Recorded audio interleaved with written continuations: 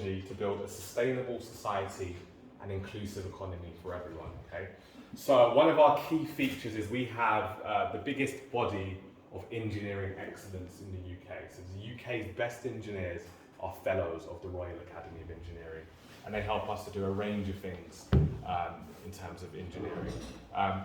I specifically work on a program called the Africa Prize for Engineering Innovation, which happens to be Africa's biggest and most prestigious prize dedicated to engineering innovation. This program has been running since 2014, and we will hear a little bit about Hilonga's story. He was the winner of the first ever Africa Prize. So essentially, what is the Africa Prize, okay? That's what you really want to know and why it's relevant to you. So the Africa Prize is a program. You can liken it to an incubator, but we do believe it does have many differences. So every year, hundreds of engineers or innovators, let's say, apply for the program, and we choose 16. So we shortlist 16 innovators from sub-Saharan Africa. The eligibility requirements are, you must be based in sub-Saharan Africa, and you must be developing an innovation which serves sub-Saharan Africa, and it can be global, but it's really important that the innovation serves sub-Saharan Africa. You need not be an engineer to apply, but your innovation must have an engineering component, which is solving a local problem, okay? And to increase your chances of being selected, your innovation must be scalable and be able to be replicated and have real potential for commercial success. So hundreds apply, hundreds, and then we choose just 16, okay? Very competitive process.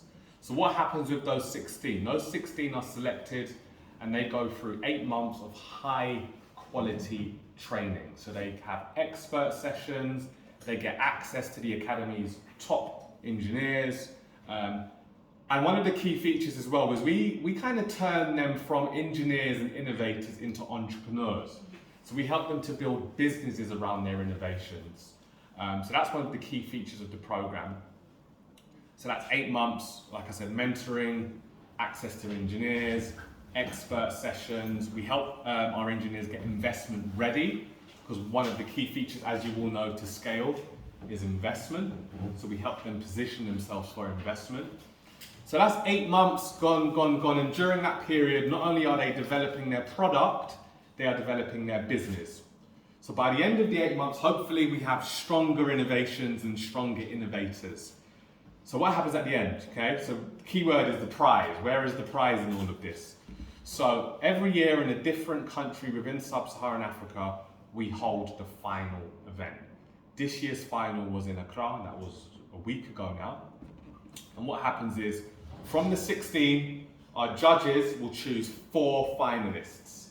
And those 4 finalists at the final event will pitch in front of a panel of highly esteemed judges for a £25,000 cash prize. There's no equity attached to the prize as well, so it's essentially a grant. So those 4 finalists are pitching to a live audience. There's a live audience, but they're pitching to a panel of judges for £25,000 funding. The winner obviously gets the £25,000, but the free, do I need to pause? Welcome. The winner will take the £25,000, but the beauty of this is the 3 finalists will also each receive £10,000 cash funding. So there's money at stake for everyone who's pitching in the final. So you're probably wondering, what happens to the other 12 of the shortlist? If the 4 are pitching in the final, what happens to the other 12? So the other 12 are pitching in our One to Watch award. So they'll be pitching in the event to the live audience in person and a virtual audience, because people can watch online, an online audience. And then the audience on the day will vote for the pitch which most resonates with them. And the winner of that would receive £5,000 cash funding.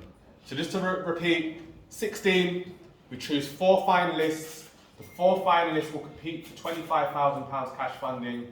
Winner takes the 25k. The 3 finalists each get £10,000 each.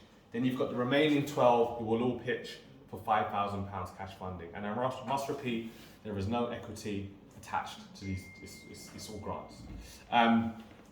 There is fantastic press exposure with the Africa Prize. As you can imagine, it being the Royal Academy, it does attract a lot of attention in the press. So previous winners and participants like Hilonga have been featured in BBC News, CNN.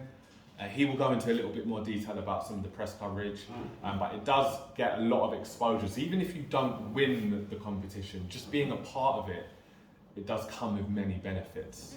So that's the prize, that's the program. Happy to take some questions, but a key feature of the program is what happens after. Because obviously your journey as an innovator doesn't stop on the day of the final. You continue, right, with your journey, whether you win or not. So one of the key features is our alumni community, which Hilonga is a member of. The alumni community is now at 140-ish innovators across sub-Saharan Africa. We're talking Ethiopia, Uganda, Kenya, Ghana, so many countries. And a part of that community is you get to connect with other innovators, you get to connect with masterminds like Hilonga, you get to share resources, share information, and the Academy will continue to offer further opportunities. So we do offer cash grants, I want to say yearly, but it's very often. We also offer further training, further support, and also as well, you can see our 4 talented engineers at the back. Interns, soon to be engineers maybe, yeah. So one of the benefits of the program is we do offer internships for our alumni. So you have to apply for it. Hilonga successfully applied, and then we matched him with 4 interns from 2 of the best universities in the UK.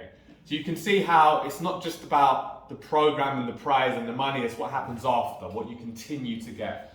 I feel like I've been talking for so long now. Hopefully that was clear. Give me a thumbs up if that made some sense, all right? Excellent. From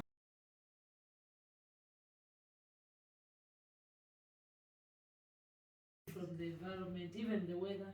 Yes. Yeah, it's different when you move to Dar es Salaam where it is too hot, or Dodoma.